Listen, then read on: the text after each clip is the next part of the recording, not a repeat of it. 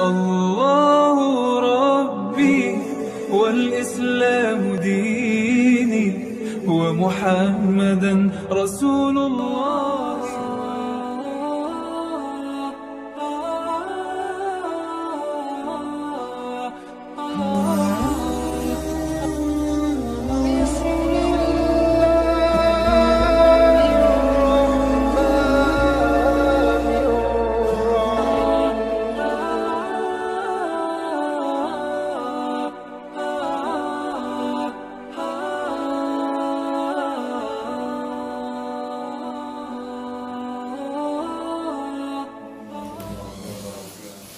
Baik, kita lanjut kepada kaifiyat khutbah.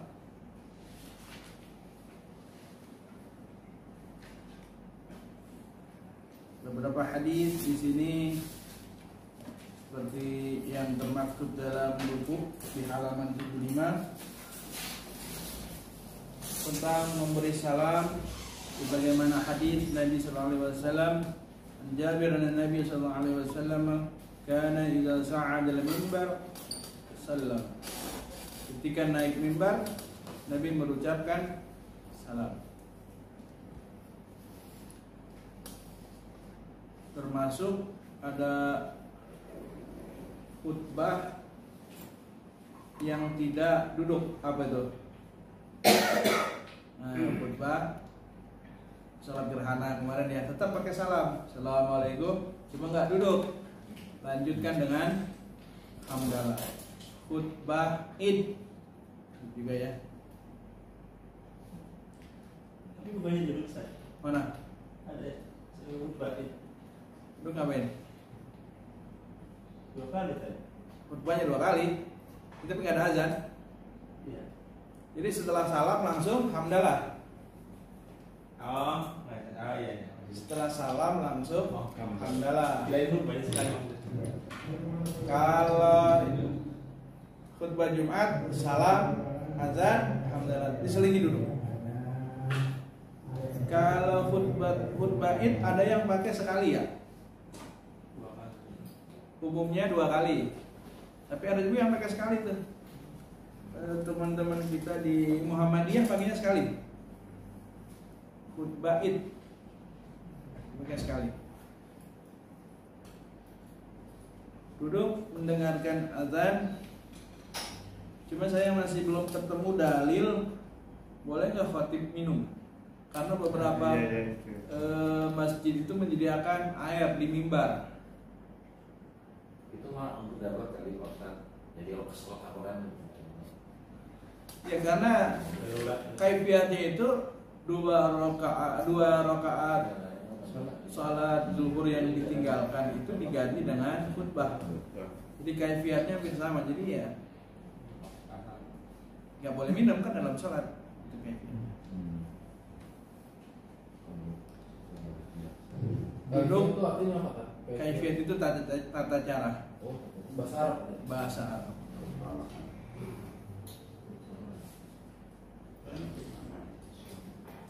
Hadisnya kana Bilal yu'adzanu idza jalasa an-nabiy sallallahu alaihi wasallam al-minbar wa yuqimu idza nazzala. Bahwa Bilal nama orang apa tugas orang? Orang sama sahabat. Kalau diazan berarti tugas. Khatib, muadzin, Bilal. Tugas. Jadi nama jadi petugas ya. Bilal biasa azan apabila Nabi duduk di atas mimbar dan ia iqamah apabila Nabi telah turun dari mimbar. Ustaz, nanya Pak Ustaz. Ya, Kalau khotib sama imam bisa? kalau untuk sholat Jumat afdolnya dia juga. Afdolnya dirangkap. Bicara boleh dan afdol. Bicara boleh dan afdol 2 posisi yang berbeda. Bicara boleh, khutbah boleh pakai bahasa Arab full. Nah, bicara afdol masing-masing punya pendapat. Ada yang lebih afdol pakai bahasa ala lisani qaumi agar yang jamaahnya juga tahu yang khatib omongin, agar dakwah tersampaikan pakai bahasanya masing-masing. Kalau Kalau sholat id boleh dipisah kan imam sama khutbahnya? Apa harus satu orang? Sholat Boleh, id boleh. sama- Oh boleh dipisah. Untuk Jumat, keafdolannya itu khatib imam satu paket. Tapi kalau id dia boleh 2 orang. Ada kasus di salah satu masjid, badal khatib naik salam. Assalamualaikum warahmatullahi wabarakatuh. Duduk kan azan. Khatib yang terjadwal baru nyampe, kurang posisi. Begitu alhamdulillah ganti orang. Itu nggak apa-apa kan? Jangan. Oh, jangan. Nggak sah. Bicara sah sekarang belum masuk rukun sih, bisa sah-sah aja. Tapi dari sisi etika, Oh belum sah, belum masuk. Alhamdulillah belum masuk hamdalah. Ya. Kalau khatib batal gimana? Ganti, kayak gantinya imam sholat, Batalnya maksudnya kentut. kentut, jatuh, gimana? Ganti. Kayak imamannya digantiin, imam sholat. Tapi nggak pakai ini ya, pakai wasit ganti pemain. Kalau khatib celana itu, kalau kentut tuh batal ya? Batal. Batal. Kan khutbahnya setelah sholat. Karena bagian daripada tata cara. Oh satu paket. Kalau dia nggak mau pakai khutbah pun boleh. Kayak orang sholat sunnah, sholat kan hukumnya sunnah. Dia sholat qobliyah kah, ba'diyah kah. Cuma ketika sholat dia buang angin, sholatnya tetap batal meskipun sholatnya sholat sunnah. Karena bicara sholat, hukum sholatnya ya sunnah, tapi paket sholatnya terikat dengan aturan meskipun itu sunnah. Memenuhi rukunnya yang tadi kita bahas. Pertama hamdalah, karena kullu kalam la yubda fihi alhamdalah fahuwa ajzam. Setiap kalimat yang enggak pakai hamdalah maka sia-sia. Di halaman 76. Maka kalau sudah baca hamdalah, bismillahnya sudah termasuk karena menyebut nama Allah. Di hamdalah juga ada nama Allah, bahkan disertai pujian. Jangan kadang-kadang suka ditambah ya. Assalamualaikum warahmatullahi ta'ala wabarakatuh. Ada yang pernah dengar gak? Iya. Saya bingung ya, adanya kemana itu? Ada tambahan ta'alanya.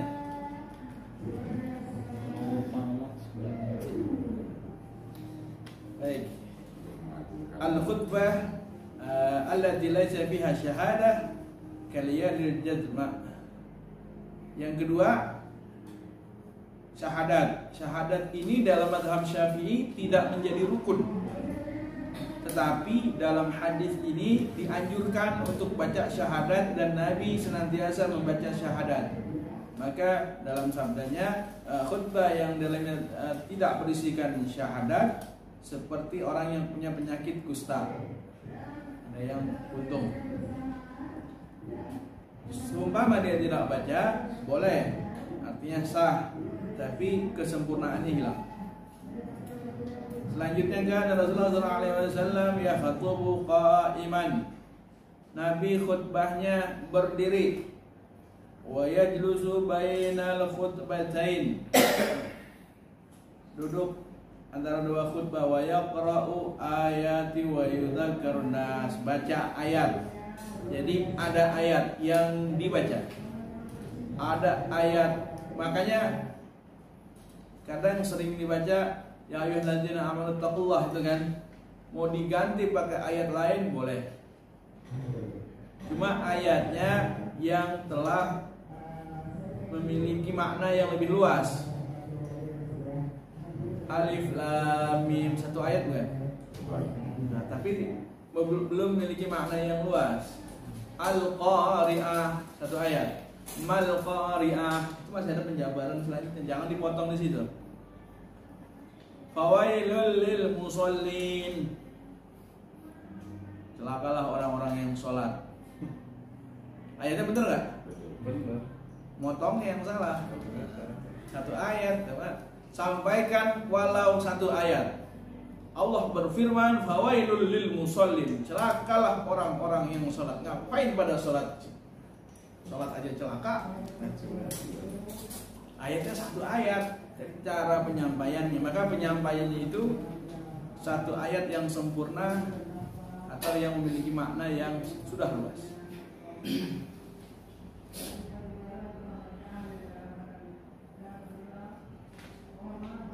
Kemudian setiap doa Allah maghfir lil mu'minin wal mu'minat gitu kan, di khutbah kedua, khutbah pertama itu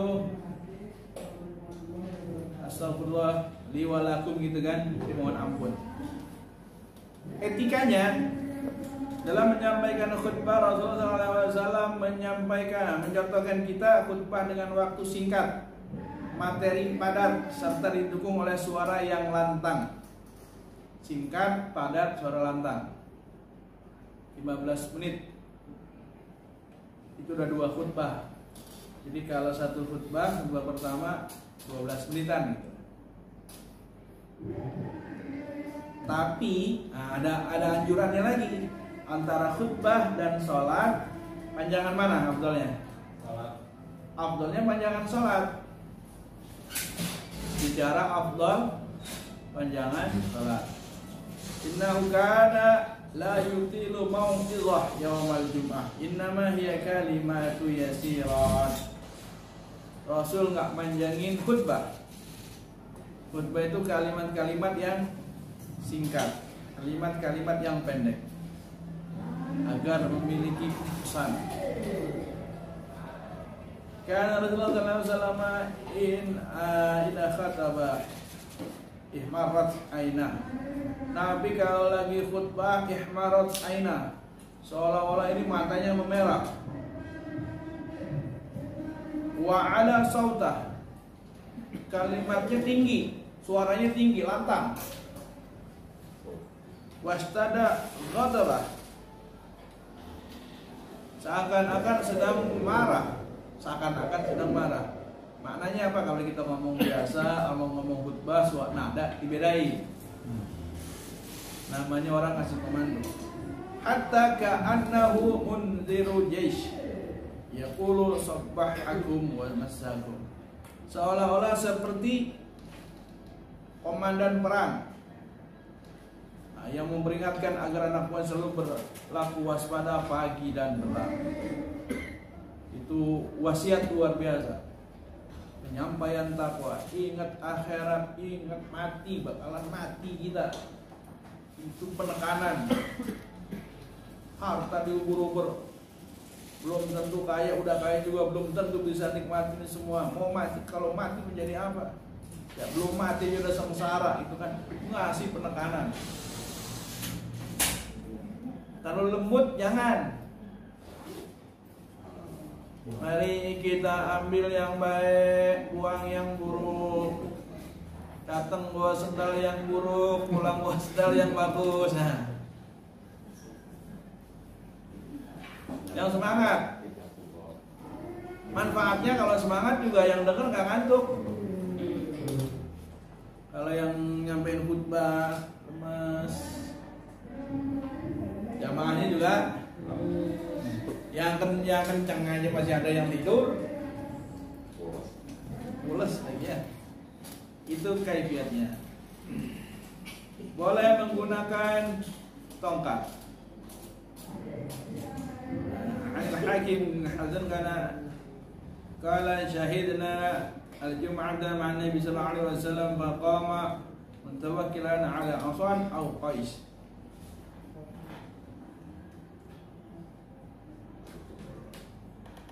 Pakai tongkat atau busur panah. Manfaatnya gini, ceramah dan khutbah punya aturan yang berbeda. Kalau ceramah kita dianjurkan interaksi dengan jamaah, ada tanya jawab, ada guyon, interaksinya banyak. Tapi kalau khutbah satu jalur, dan tangan jangan kemana-mana. Jangan lagi khutbah terlalu banyak gerak. Maka tangan kan megang tongkat tuh di kiri. Kalau dia nggak megang tongkat, ketika dia di mimbar, megang mimbar. Tangan jangan kayak orang pidato. Kalau orang Betawi bilang mbak-mbakan. Lu khutbah tangannya mbak-mbakan. Jangan, ada aturannya. Karena ini khutbah.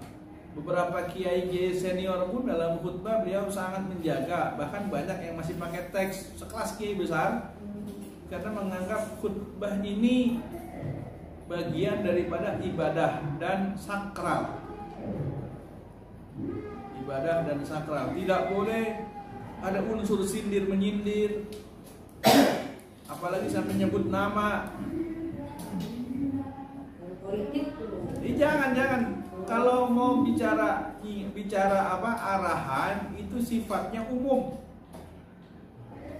Ada pemimpin yang dilaknat oleh Allah karena kesombongannya tidak mengakui Tuhan. Yang seperti ini jangan nunjuk-nunjuk, apalagi nyebut nama. Orang Islam wajib memilih yang Muslim. Jangan kayak orang Islam milih Ahok. Gitu. Nyebut nama boleh. Apa mau nanti di akhirat bersama Ahok? Namanya disebut itu boleh. Jangan. Itu etika. Termasuk sebenarnya dalam pidato pun juga demikian. Tapi khutbah itu lebih sakral daripada pidato. Itu tadi yang tangan kiri, kalau tangan kanan berarti boleh atau bagaimana Pak? Tangan kanan ya enggak. Umpama dia isyarat pakai telunjuk aja. Ada yang tongkat tadi kan? Tongkatnya di kiri, tangannya udah. Maka sebagian ada yang tangan megang teks. Afdolnya kalau mau megang teks, murni teks, jangan gadget. Kalau gadget terlihat tidak etis. Karena gadget ya bisa berisi catatan, dia bisa berisi video, foto, berita dan sebagainya. Kalau hanya buku catatan atau lembaran kertas, itu murni daripada kertas, tulisan, tidak ada isi yang lainnya. Tapi kalau kita pakai gadget, apalagi di posisinya di mimbar, alhamdulillah, pantas apa enggak? Pantas. Padahal isinya teks, tapi secara etika dilihat di masyarakat kurang pantas. Kecuali di podium lah, di situ masih gampang lah, nggak kelihatan, nggak terlalu nampak. Tapi kalau di mimbar, usahakan jangan. Ini bicara sakralnya ibadah. Jadi sangat berhati-hati dalam hal khutbah.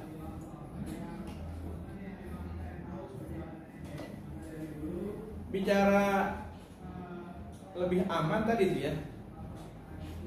Lebih aman materinya, jangan terlalu panjang dan yang lempeng-lempeng aja.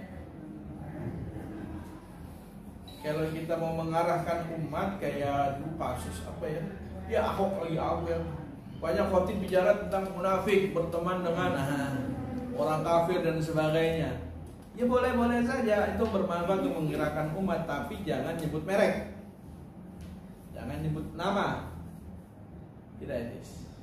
Kalau ini kan ngebahas materi soal ekonomi, misalnya riba, boleh, bahkan boleh ya? boleh. Waktu itu ada yang bukunya khutbah ekonomi syariah.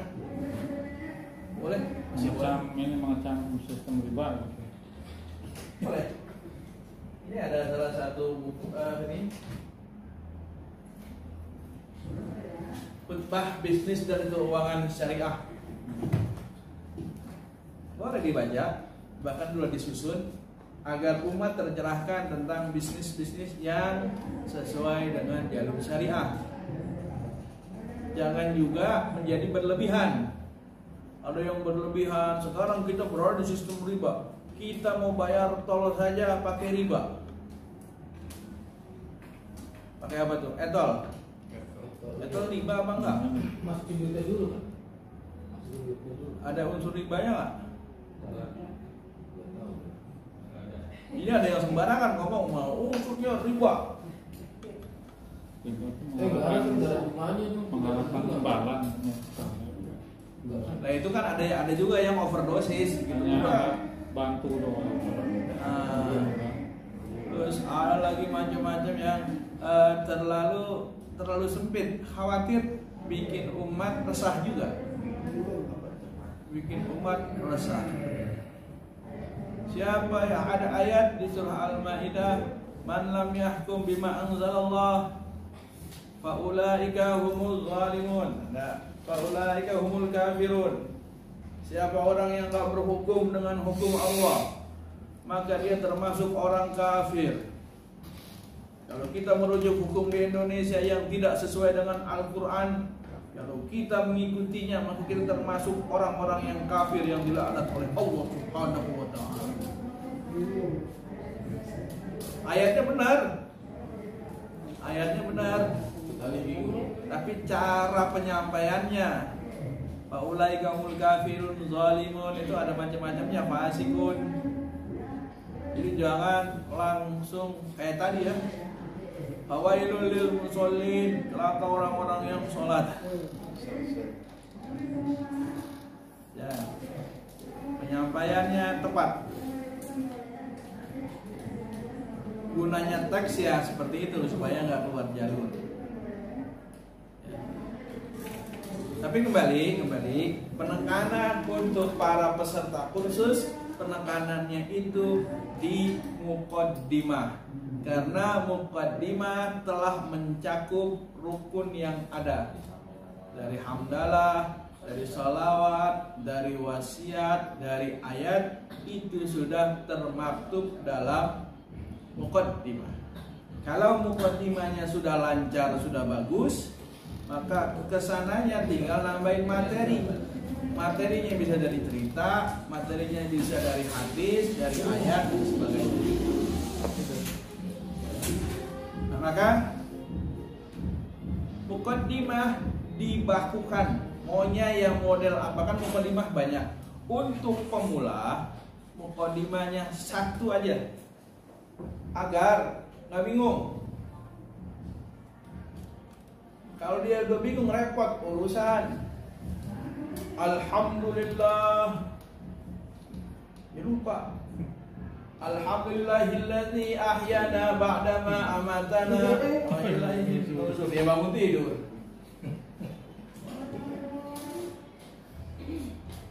Harus pas hamdalahnya.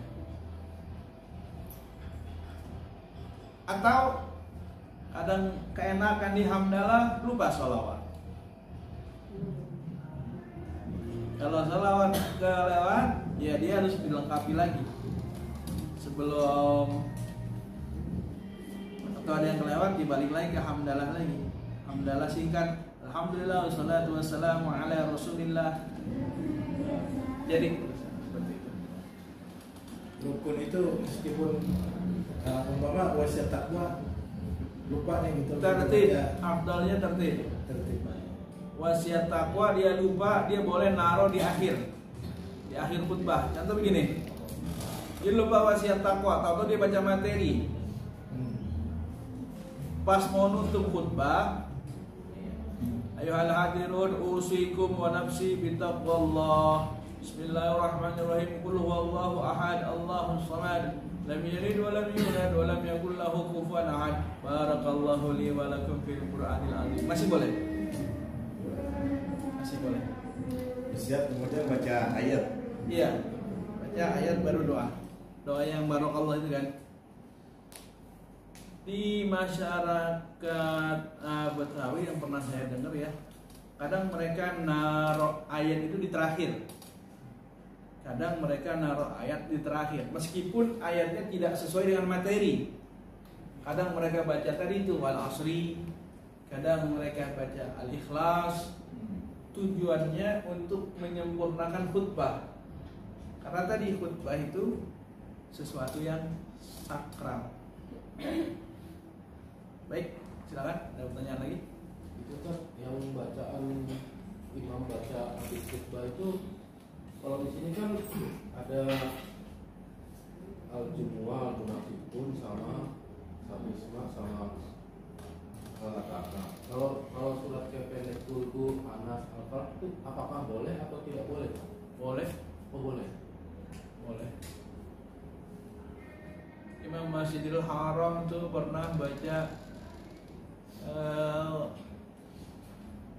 surah yang ada di kiswah Ka'bah. Ada 2 surah yang di kiswah Ka'bah yang full. Surah apa itu? Al-Fatihah. Satu lagi surah apa? Ada 3 sebenarnya. Fatihah, Al-Ikhlas, sama Li'ilafi. Kalau Li'ilafi kan Falyabudu Rabba hadzal bait. Ada kan ya kalimat ini? Pas lagi menghadap Ka'bah. Falyabudu Rabba hadzal bait. Dalam fikih itu kalau sholat ke depan Ka'bah, sunnahnya pandangan mata ke Ka'bah. Kalau nggak menghadap Ka'bah, maka sunnahnya tempat sujud. Kalau pas lagi depan Ka'bah, ya matanya ke Ka'bah. Maka khotib imam sholat Jumat bacanya Li'ilafi terus. Pendek kan? Afdolnya yang panjang, Sabihis sama Al-Ataka, Al-Jumu'ah itu. Maka para khatib itu diusahakan menghafal Sabihis atau Al-A'la dan Al-Ghasyiyah. Itu untuk aman. Kalau baca surah yang lain, ayat yang lain pun tidak. Tapi bicara afdal yang tadi. Dia baca yang dibahas mengenai taubat. Dia baca tentang ampunan Allah. Setelah Fatihah dia baca wasari'u ila maghfiratin min rabbikum wa jannatin arduha as-samawati wal ardh u'iddat lil muttaqin. Karena tadi pas sesuai dengan atau tentang musibah.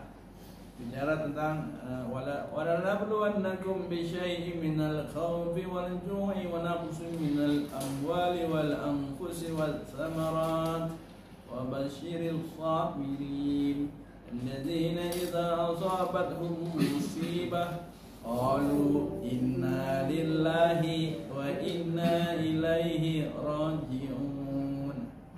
Itu terkait dengan materi yang kita baca pun.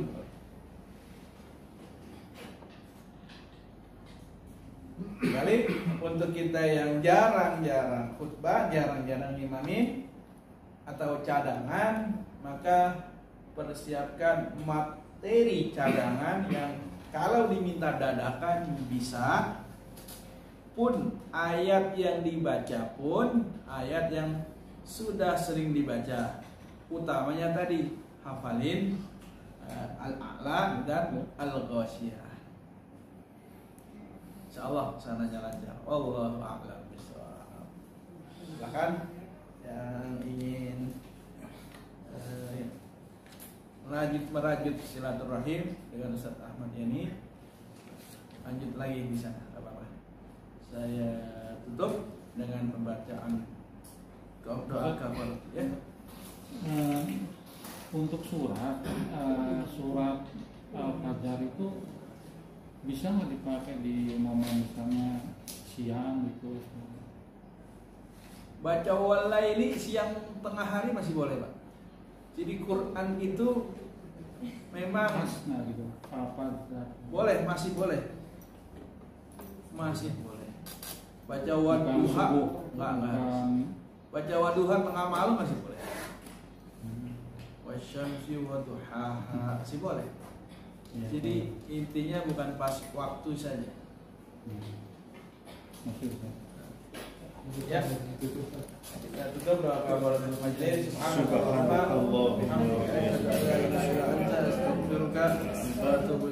Assalamualaikum warahmatullahi wabarakatuh.